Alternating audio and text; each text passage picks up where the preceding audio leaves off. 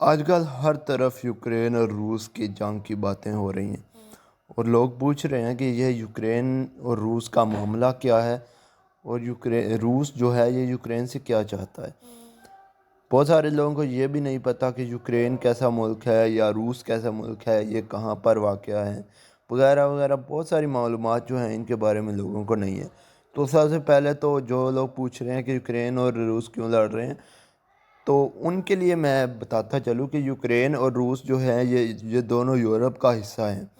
یہ بھی بہت سارے لوگوں کے لیے پاکستان، انڈیا میں نئی بات ہوگی یہ سننا کہ روس جو ہے، یوکرین، یہ دونوں ممالک یورپ کا حصہ ہیں۔ تو وہ کہیں گے کہ یار ہم نے تو کبھی نہیں سنا، لیکن یہ یورپی یونین کا حصہ نہیں ہے۔ اب جو یوکرین ہے یہ چاہتا تھا کہ یہ یورپی یونین کا حصہ بنے اور نیٹو کا حصہ بنے۔ نیٹو جو ہے یہ کینیڈا، امریکہ اور بہت سارے یورپ کے جو ملک ہیں، جن میں ترکی بھی ایک ہے، اور اس طرح انگلینڈ بھی ہے، تو 30-40 کے قریب یہ ملک ہیں جن کا ایک اپنی ایک جو ہے کہہ لیں کہ یونائٹڈ فوج ہے، ایک فوج ہے، ٹھیک ہے، بنی ہوئی ان کی۔ تو انہوں نے ایک اتحاد کیا ہوا ہے کہ اگر ایک ملک پر حملہ ہوگا تو سب پر حملہ کنسیڈر کیا جائے گا۔ یعنی اگر نیٹو کے کسی ایک ملک پر حملہ ہوگا نا، تو وہ سب پر حملہ تصور کیا جائے گا۔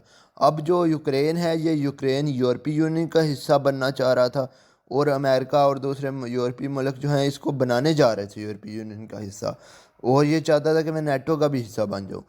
تو اس وجہ سے رشیا کا یہ کیونکہ ہمسایہ ملک ہے، اور ان دونوں کی آپس میں پہلے بھی انبن رہی ہے، ٹھیک ہے، تو رشیا کو، پوٹن کو یہ خطرہ تھا کہ اگر یہ یوکرین یورپی یونین کا حصہ بن جاتا ہے، نیٹو کا حصہ بن جاتا ہے، تو پھر یہاں پر نیٹو کا آنا جانا ہوگا، ٹھیک ہے، اور میرے خلاف یوکرین کو استعمال کیا جائے گا۔ یہی معاملہ تھا اس کا، اس کو وہم تھا، کچھ بھی کہہ لیں آپ، تو وہ اس کے اعتراضات یہی تھے کہ نیٹو کا حصہ یوکرین کو نہیں بننا چاہیے، اگر یوکرین نیٹو کا حصہ بنتا ہے تو پھر میرے خلاف اس کی جنگ ہوگی۔ تو اس سے پہلے کہ یوکرین نیٹو کا حصہ بنتا اس نے پہلے ہی اس پر حملہ کر دیا۔ بہرحال کہیں پر بھی جنگ ہو، یہ انسانیت کے خلاف ہے۔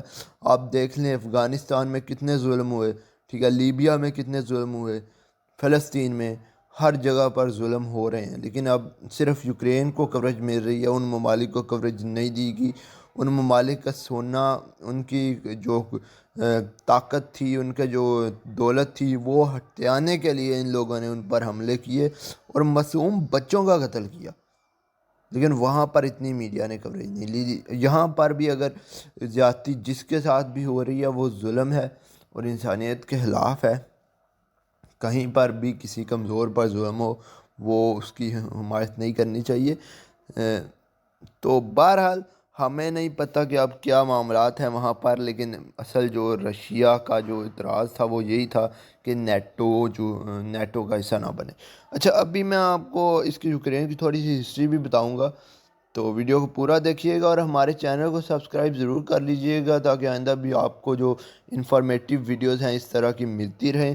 تو یوکرین ایسٹرن یورپ کا ملک ہے جی، رقبے کے لحاظ سے، ایریا کے لحاظ سے یہ یورپ کا دوسرا بڑا ملک ہے، ٹھیک ہے، لیکن آپ کو اس کی آبادی، پاپولیشن دیکھ کر حیرانگی ہوگی کہ اس کی آبادی صرف 4.25 کروڑ ہے۔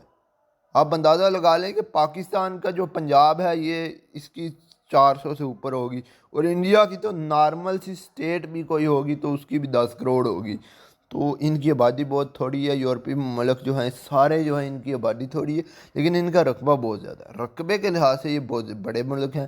آپ دیکھ لیں جو روس ہے یہ دنیا کا سب سے بڑا ملک ہے، اور اس کی بھی آبادی کوئی اتنی زیادہ نہیں، میرا خیال ہے 14-15 کروڑ کے قریب آبادی ہے رشیا روس کی، ٹھیک ہے۔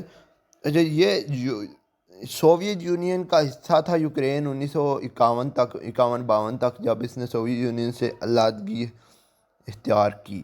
تو سوویت یونین بہت بڑا ملک تھا، یعنی رقبے کے لحاظ سے آج رشیا ہے، تب سوویت یونین تھا، اور رشیا بھی سوویت یونین سے ہی نکلا ہے، ٹھیک ہے۔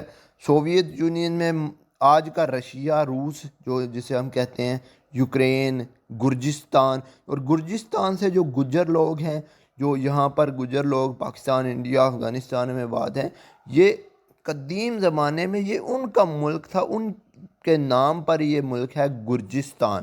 فارسی میں اس کو گرجستان کہتے ہیں اور انگلش میں سے جیورجیا کہتے ہیں۔ تو اس کا جو اوریجنل نام تھا تب گرجستان تھا۔ آج بھی اگر آپ انٹرنیٹ پر سرچ کریں گرجستان تو آپ کو ملے گا۔ اچھا، گرجستان ہو گیا، رومانیہ ہو گیا۔ رومانیہ بڑا ہسٹوریکل ملک ہے، ٹھیک ہے، بڑی اچھی لوکیشن ہے اس کی۔ پولینڈ یورپی یونین کا حصہ ہے آئی تھنک، تو پولینڈ تو بہت جو ہے اہمیت کا حامل ہے، کیونکہ اصل جس کو یورپ ہم مانتے ہیں، سمجھتے ہیں، وہ یورپی یونین ہے۔ جس طرح فرانس ہے، اٹلی ہے، جرمنی ہے، تو ہم لوگ عام لوگ جو ہیں وہ یہی سمجھتے ہیں کہ جو یورپی یونین والے ممالک کو ہی ہم یورپ سمجھتے ہیں۔ جیسے رشیا کو ہم عام طور پر لوگ یورپ نہیں سمجھتے، کیونکہ یہ یورپی یونین کا حصہ نہیں، یہ رشیا کی کرنسی یورو نہیں، یہ رشیا کی کرنسی رشین ہے، ٹھیک ہے۔ یوکرین کی بھی کرنسی یورو نہیں ہے۔ تو اچھا، اسی طرح ہے، اگر آپ مزید یوکرین کے بارے میں پڑھنا چاہ رہے ہیں، یوکرین میں سب سے زیادہ عیسائی پائے جاتے ہیں، ٹھیک ہے۔ تو اس میں کون سے گروپ ہیں یوکرین میں زیادہ؟ یوکرینین ہیں سب سے زیادہ یوکرین میں، دوسرے نمبر پر رشین ہیں، ٹھیک ہے۔ سب سے زیادہ عیسائی پائے جاتے ہیں 87% سے زیادہ۔